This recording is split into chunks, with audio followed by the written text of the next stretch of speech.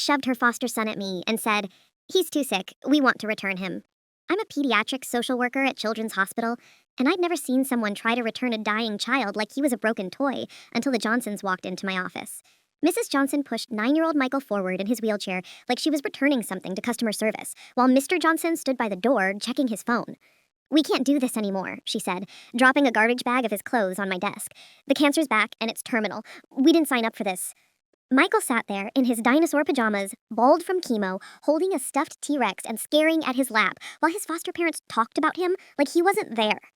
Michael's file made me sick to read because it documented 7 previous families who'd given him back like he was defective. His birth parents lost custody when he was 4 after leaving him alone for 3 days to go to a music festival.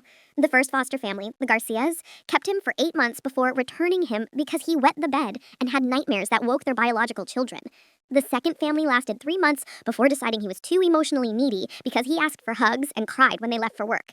The third family returned him after 2 weeks, claiming he had behavioral issues, which turned out to be him hoarding food in his room because he was scared of not having enough to eat.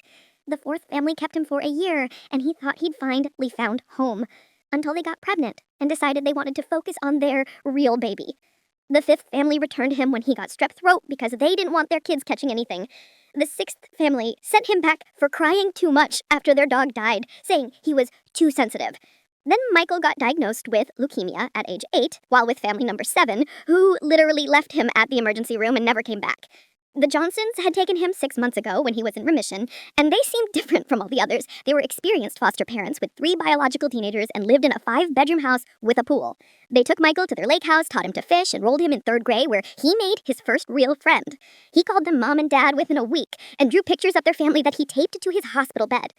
Then the cancer came back and spread to his liver and bones. The oncologist gave him 2 to 3 months at most. That's when the Johnsons started pulling away from his life, piece by piece.